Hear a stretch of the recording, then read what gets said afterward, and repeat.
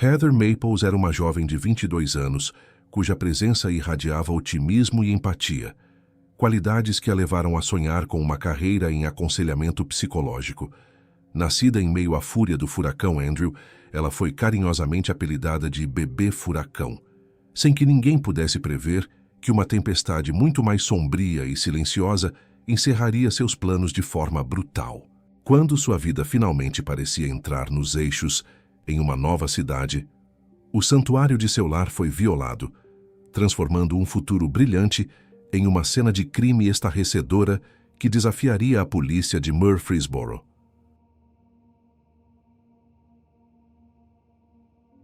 Na manhã de 7 de agosto de 2015, a rotina no complexo de apartamentos The Cove, em Murfreesboro, foi interrompida por uma ausência preocupante. Kelsey Price, que trabalhava na administração da propriedade e era a melhor amiga de Heather Maples, notou que a jovem não havia chegado para iniciar seu turno no escritório. Embora Heather tivesse o hábito de se atrasar ocasionalmente por ter o sono pesado, o silêncio prolongado começou a gerar inquietude. Kelsey tentou entrar em contato com a amiga através de diversas ligações para o seu telefone celular, mas não obteve qualquer resposta. Diante da falta de retorno, Kelsey decidiu colocar em prática um protocolo de segurança que as duas haviam combinado anteriormente para situações em que Heather não acordava com o despertador. Ela se dirigiu ao apartamento de número 2, localizado no segundo andar, e parou diante da porta vermelha. Como Heather frequentemente deixava a entrada de sua residência destrancada, Kelsey conseguiu entrar sem dificuldades e sem notar sinais imediatos de perigo. Ao vasculhar o ambiente, sua atenção se voltou para a cama, onde Heather estava deitada de bruços, em uma posição que parecia um sono profundo, com as pernas pendendo levemente para fora do colchão.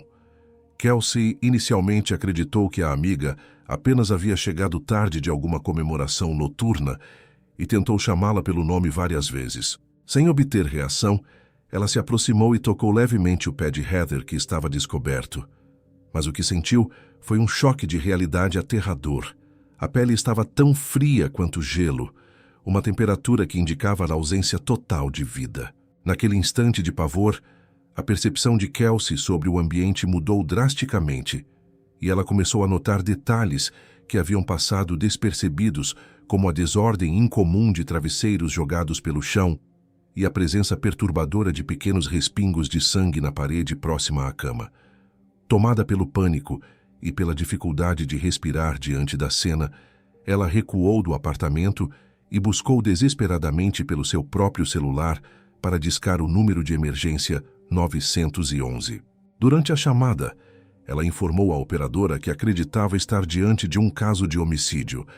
Em poucos minutos, policiais, investigadores e uma ambulância chegaram ao complexo de apartamentos, onde confirmaram oficialmente o falecimento de Heather Maples, que tinha apenas 22 anos de idade.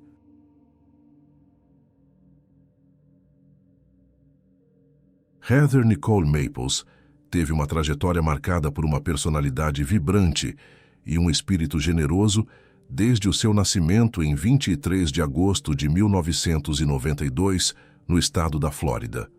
Filha de Jennifer Hunter e Darren Maples, ela veio ao mundo durante a passagem devastadora do furacão Andrew, o que levou sua mãe a chamá-la carinhosamente de seu bebê furacão. Ao longo de seu crescimento, Heather se destacou por ser uma pessoa extremamente extrovertida, dotada de uma risada contagiante que iluminava qualquer ambiente. Essa natureza empática a tornava uma figura acolhedora para aqueles que eram mais reservados, como foi o caso de sua melhor amiga de longa data, Jennifer Holt Gomes. Heather incentivava Jennifer a sair de sua concha de timidez, convidando-a para viagens e conversas. E juntas, elas realizaram o sonho de infância de entrar para a equipe de líderes de torcida durante o ensino médio. Além de sua vida social ativa, Heather demonstrava um profundo senso de cuidado com sua família, especialmente após o nascimento de seu irmão mais novo, Ryan, no ano de 2004. Ryan foi diagnosticado com autismo e transtornos de desenvolvimento, e Heather, mesmo sendo ainda muito jovem, assumiu um papel fundamental em sua criação, ajudando-o a aprender a falar e a caminhar com paciência e dedicação admiráveis. O amor pelos animais também era uma característica forte de Heather, que cuidava com carinho dos gatos da família, Macy e Oliver. Motivada pela sua experiência em ajudar o irmão, ela decidiu que seu futuro profissional seria dedicado a auxiliar outras pessoas, estabelecendo o objetivo de se tornar uma consultora psicológica. Em busca de novas oportunidades para construir essa carreira e buscando independência, ela decidiu se mudar do Texas para a cidade de Murfreesboro, no Tennessee, em 31 de janeiro de 2015. Ela levou consigo apenas seus pertences essenciais e seu gato Oliver, cheia de esperanças sobre as possibilidades que a nova cidade universitária ofereceria. Apenas alguns dias antes do trágico evento que tirou sua vida, Heather viveu um dos momentos mais felizes de sua jornada ao receber a notícia de que havia sido aceita na Middle Tennessee State University. Ela compartilhou essa conquista com sua mãe em uma ligação telefônica carregada de emoção, onde mal conseguia formar frases completas de tanta alegria, gritando e celebrando o fato de que finalmente começaria a cursar a faculdade e se aproximar de seus sonhos profissionais. A investigação técnica realizada no local do crime revelou detalhes sombrios sobre a violência sofrida pela jovem em seu próprio santuário. Os peritos criminais notaram imediatamente que não existiam sinais de entrada forçada em nenhuma das janelas ou na porta principal, o que reforçou a teoria de que o agressor poderia ser alguém conhecido ou que Heather havia deixado o acesso livre, confiando na segurança de seu lar. O interior do apartamento apresentava um cenário de desordem que os investigadores analisaram com cautela. Embora soubessem que Heather era uma jovem vivendo sozinha pela primeira vez e que o caos pudesse ser apenas parte de sua rotina, havia elementos estranhos, como um forno elétrico e uma caixa de plástico próximos à porta, além de caixas de mudança ainda lacradas. Na cozinha, panelas e frigideiras estavam espalhadas pelo chão, próximas às tigelas de comida dos animais de estimação. Um detalhe relevante para estabelecer o momento do ataque foi o fato de as luzes estarem acesas, apesar de as persianas estarem fechadas, sugerindo que o crime ocorreu durante o período noturno. O exame pericial no corpo de Heather revelou a extensão da brutalidade que ela enfrentou. Foram identificados traumas graves na região da cabeça, causados por impactos de força contundente, com uma quantidade significativa de sangue acumulada em seus cabelos loiros e projetada contra a parede atrás da cama. Ficou evidente para os legistas que ela havia sido vítima de um estupro brutal e que tentou lutar desesperadamente por sua vida. Heather apresentava diversas marcas de resistência física, incluindo hematomas, arranhões e escoriações nas mãos, sendo que uma de suas unhas estava quase completamente arrancada devido ao esforço para se defender do agressor.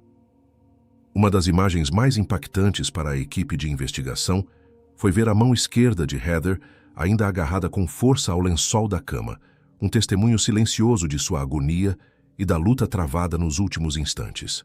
Durante a coleta de evidências forenses, os peritos conseguiram extrair materiais biológicos cruciais, incluindo sêmen e fios de cabelo que não pertenciam à vítima, que foram imediatamente enviados para análise laboratorial com o objetivo de identificar o perfil genético do culpado. Com a cena do crime processada, os detetives voltaram sua atenção para o círculo social imediato de Heather, focando inicialmente em Charles Fritjof, conhecido como Chaz. Chaz havia sido o motivo inicial da mudança de Heather para o Tennessee, sendo ele quem a convidou para dividir um apartamento de 2 quartos. Embora o relacionamento tenha começado como uma amizade, eles acabaram se tornando namorados, mas a convivência rapidamente se tornou tóxica e perigosa.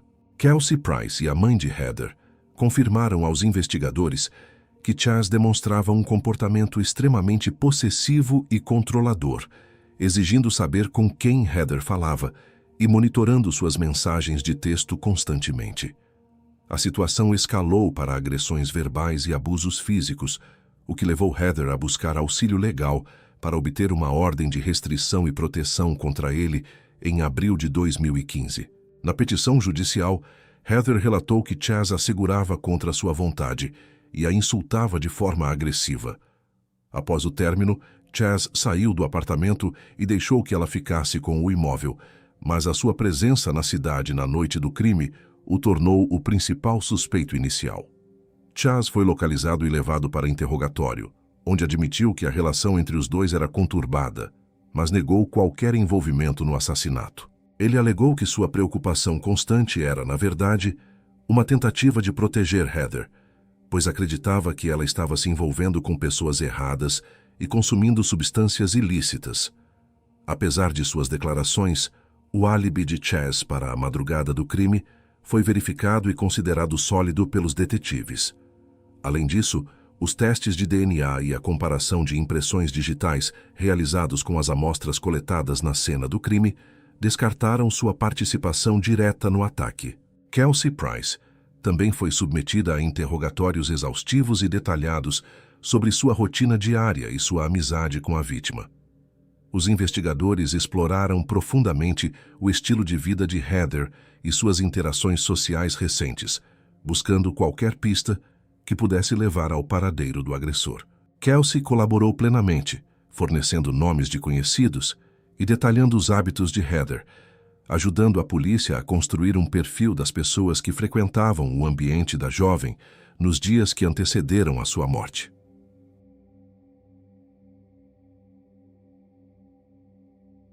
Enquanto os investigadores ainda trabalhavam arduamente para processar cada centímetro da cena do crime, no complexo de apartamentos, um evento inesperado ocorreu na parte externa do prédio.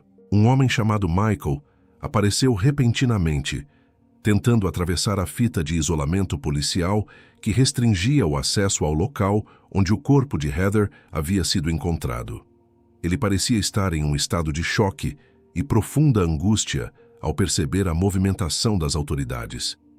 De maneira surpreendente, Michael retirou de seu próprio bolso um conjunto de chaves que pertenciam a Heather, incluindo a chave que dava acesso direto ao apartamento dela. Ele explicou aos policiais que havia passado a noite anterior com a jovem e que, como as roupas dela não possuíam bolsos e ela não estava carregando uma bolsa naquela noite, ele acabou ficando com as chaves para facilitar o deslocamento dela e simplesmente se esqueceu de devolvê-las ao final do encontro. Michael relatou que conheceu Heather em um bar chamado Gentleman Jim's e que, na noite de 6 de agosto, ele estava presente quando ela o procurou pedindo ajuda. Segundo o depoimento dele, Heather entrou em contato por volta das 23h40, alegando estar assustada com a insistência agressiva de um homem que a estava incomodando no bar. Michael afirmou que agiu como um protetor e decidiu retirá-la daquela situação desconfortável. Ele detalhou que os dois saíram para comer em um restaurante que funciona 24 horas por dia, conhecido como Handlebars. Durante o interrogatório, Michael demonstrou uma memória impressionantemente específica sobre o evento, sendo capaz de descrever exatamente o que Heather havia pedido para comer: biscoitos com molho de carne, 2 ovos e linguiça. Após a refeição, ele alegou tê-la deixado em segurança na porta de seu prédio por volta das 2h30 da madrugada de 7 de agosto, observando-a subir as escadas antes de ir embora. No entanto, ao analisar as imagens das câmeras de vigilância do restaurante e do estacionamento, os investigadores notaram uma discrepância na natureza do relacionamento descrito. Embora Michael tivesse afirmado que nunca houve contato físico além de um abraço amigável, as imagens em preto e branco pareciam mostrar um momento de maior afeto, possivelmente um beijo entre os dois. Apesar dessa inconsistência inicial sobre a intimidade deles, Michael foi cooperativo e forneceu voluntariamente suas impressões digitais e amostras de material genético.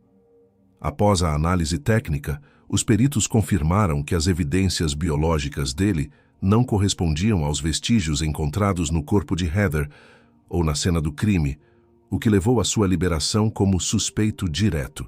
A investigação tomou um novo rumo quando a polícia conseguiu superar o obstáculo técnico do telefone celular de Heather. O dispositivo estava protegido por um código de segurança que ninguém da família parecia conhecer, mas Kelsey Price, por ser muito próxima da vítima, foi capaz de fornecer a combinação numérica correta para desbloqueá-lo. Ao acessar as comunicações daquela noite, os detetives encontraram uma peça importante do quebra-cabeça. Uma mensagem enviada por Heather por volta das 2h30 da manhã, logo após Michael tê-la deixado em casa. Além das mensagens de texto, foi descoberta uma foto na rede social Snapchat que Heather havia tirado mais cedo, na qual ela aparecia ao lado de um jovem chamado Artavio Tait. O que chamou a atenção dos policiais foi que, na imagem, os dois pareciam estar se divertindo de forma amigável, o que contrastava com a narrativa anterior de que Artavio era o homem que a estava assediando de forma agressiva no bar. Artavio Tait foi então convocado para prestar depoimento na delegacia. Os investigadores decidiram utilizar uma tática comum em interrogatórios complexos. Não informaram imediatamente que Heather estava morta, mantendo o foco em perguntas sobre o relacionamento e os eventos daquela madrugada para observar sua reação espontânea. Durante a conversa, Artavio explicou que ele e Heather se encontravam ocasionalmente e que havia um interesse mútuo entre eles. Ele confirmou ter visto a mensagem que ela enviou, convidando-o para ir ao apartamento. Mas afirmou que não respondeu porque já havia bebido muita tequila e acabou adormecendo antes de visualizar o convite. Pressionando o suspeito, os detetives utilizaram mentiras estratégicas, afirmando possuir evidências de satélite e testemunhas oculares que o colocavam entrando no apartamento dela na hora do crime. Mesmo sob intensa pressão, e após ser falsamente informado de que seu material genético havia sido encontrado em toda a vítima, Artavio manteve sua versão de inocência, demonstrando um choque visível ao descobrir que a amiga havia sido assassinada. A veracidade de sua história foi finalmente comprovada quando uma mulher ratificou seu álibi, confirmando que ele passou o restante da noite em sua companhia e que não esteve no complexo The Cove. Enquanto os depoimentos de conhecidos levavam a becos sem saída, os resultados laboratoriais da perícia começaram a consolidar a base técnica do caso. O laudo detalhado da necropsia confirmou que Heather foi vítima de um homicídio brutal, tendo como causa oficial da morte uma combinação de estrangulamento e traumatismo craniano causado por força contundente. A cena do crime também entregou o que os investigadores chamaram de evidência de ouro, uma impressão digital, deixada diretamente sobre o lençol da cama. Esta marca se destacava por ter sido impressa com sangue contra o tecido de cor creme, o que criava um contraste visual nítido e preservava os detalhes das cristas papilares de forma excepcional. Os peritos descreveram a digital como sendo o polegar direito do agressor, notando que ela estava em condições tão perfeitas que parecia ter sido feita propositalmente para registro. Essa impressão digital foi imediatamente escaneada e inserida no Sistema Nacional de Identificação Automatizada de Impressões Digitais, conhecido como AFIS. No entanto, a busca inicial não retornou nenhuma correspondência, gerando uma frustração momentânea na equipe, que acreditava estar diante de um criminoso que não possuía registros criminais anteriores. A investigação permaneceu em um estado de espera angustiante por 8 dias, até que o Laboratório Criminal da Tennessee Bureau of Investigation entrou em contato com uma notícia crucial. Uma nova análise na base de dados finalmente havia encontrado um par correspondente para a digital sangrenta encontrada no lençol. O sistema revelou que a marca pertencia a um jovem chamado Brandon Bowling. Curiosamente, as impressões digitais de Brandon não estavam no sistema devido a prisões passadas, mas sim porque ele havia se submetido ao processo de coleta biométrica para uma verificação de antecedentes exigida durante a candidatura a um emprego anterior.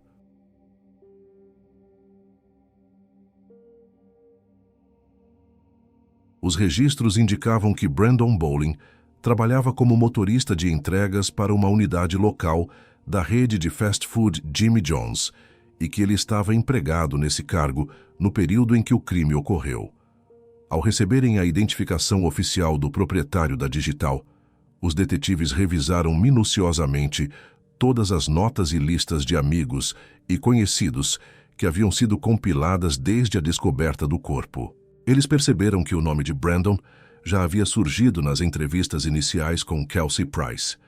Kelsey havia mencionado Brandon como um dos rapazes que ela e Heather conheceram casualmente em bares locais cerca de 3 ou 4 meses antes do assassinato.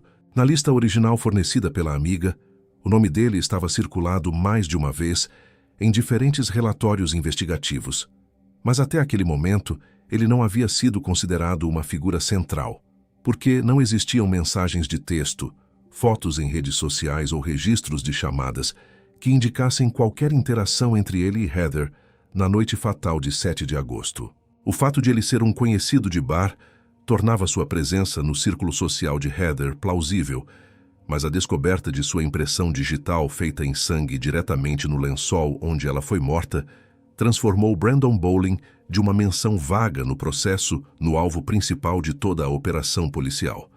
A investigação aprofundada tomou um rumo decisivo quando os detetives conseguiram localizar Brandon Bowling em seu ambiente de trabalho habitual.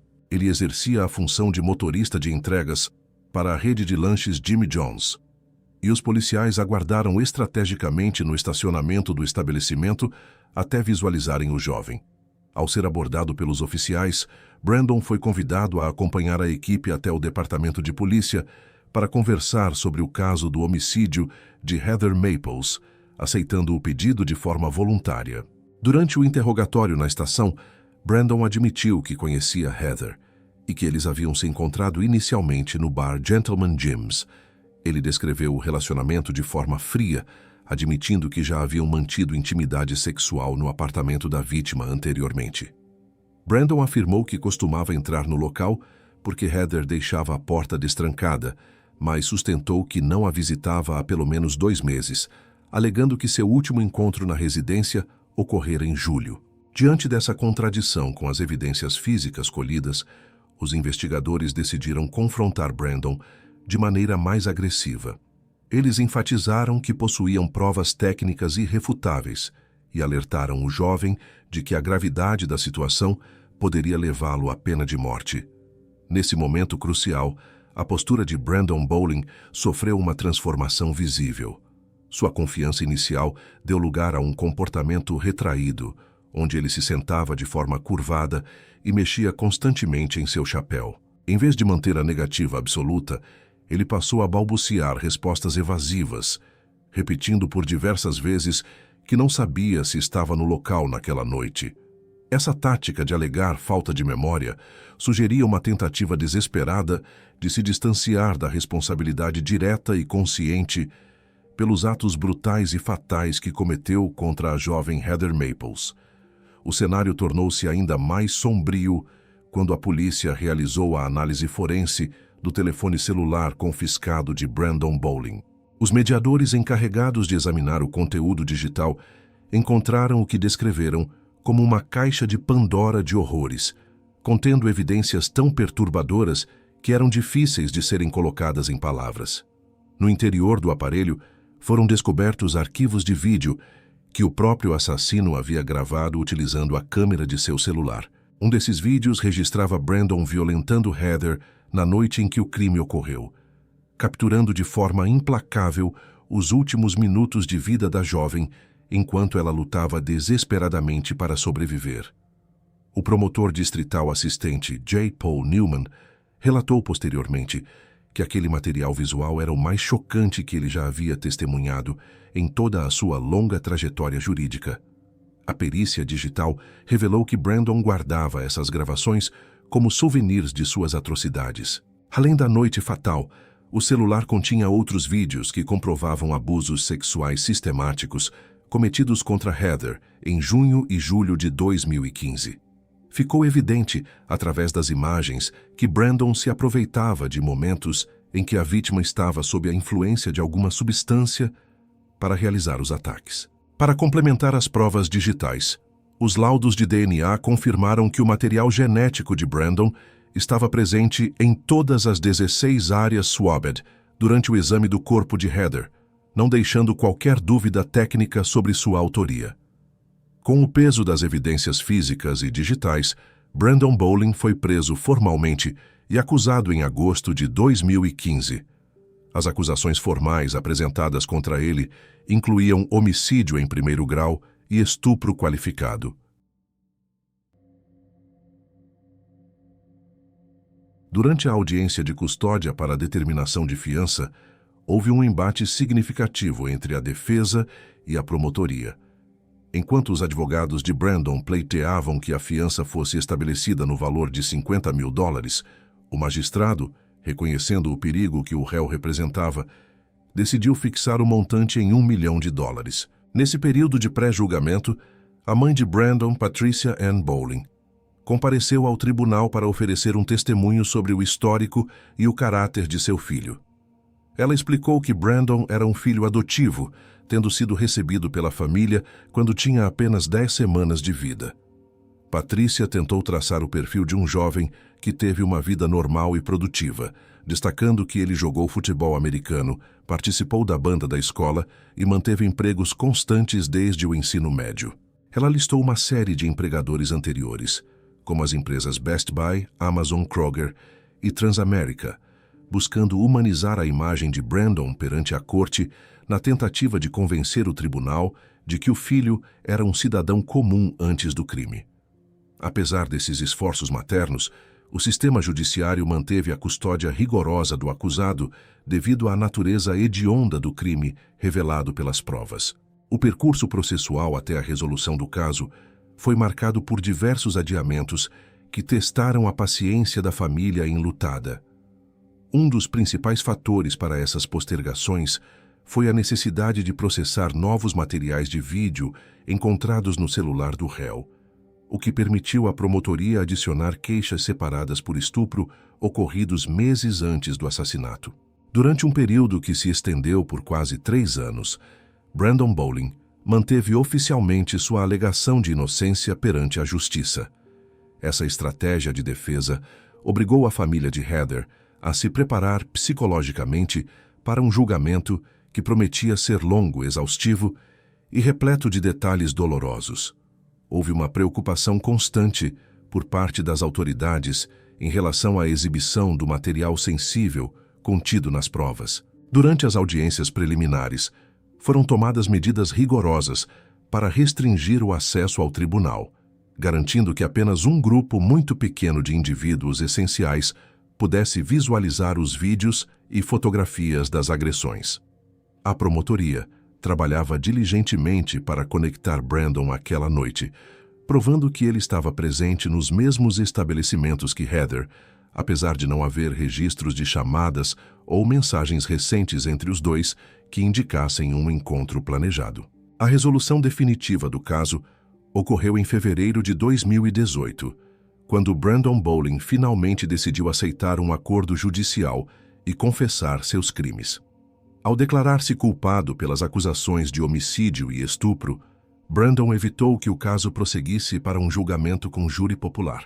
Como resultado desse acordo, ele foi sentenciado a cumprir 40 anos de prisão sem direito à liberdade condicional pela morte de Heather, além de 15 anos adicionais pela condenação de estupro.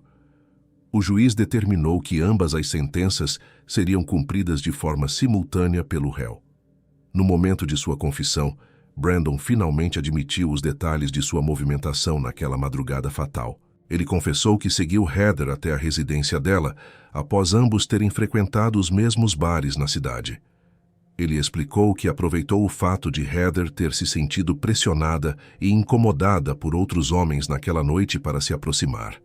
Essa admissão confirmou a teoria dos investigadores de que ele agiu com premeditação ao segui-la, sem que houvesse qualquer comunicação prévia através de telefones nas últimas 3 semanas de vida da vítima. A aceitação da culpa trouxe um desfecho legal ao caso, garantindo que o assassino passasse as próximas décadas atrás das grades. No dia da sentença, o tribunal foi palco de um depoimento emocionante de Jennifer Hunter, mãe de Heather, que apresentou sua declaração de impacto da vítima. Jennifer expressou que aquela era a sua última oportunidade formal de ser a voz de sua filha e de descrever o vazio deixado por sua partida repentina.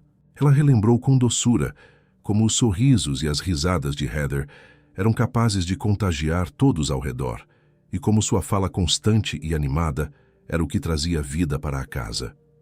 Jennifer lamentou o silêncio opressivo que agora dominava sua rotina e confessou que Heather permanecia sendo seu primeiro pensamento ao despertar e seu último pensamento ao fechar os olhos para dormir. A mãe também mencionou a fé de que sua filha estaria em um lugar melhor e destacou a conexão profunda que Heather possuía com seu irmão mais novo, Ryan. A magnitude da perda foi refletida pelo fato de que mais de 200 pessoas compareceram ao memorial de Heather, demonstrando o quanto ela era amada pela comunidade. Kelsey Price também prestou sua homenagem, afirmando que Heather era uma pessoa de beleza contagiante e lembrou com pesar que a última vez que estiveram juntas foi às 17 horas daquela tarde, quando caminharam juntas do trabalho para casa pela última vez.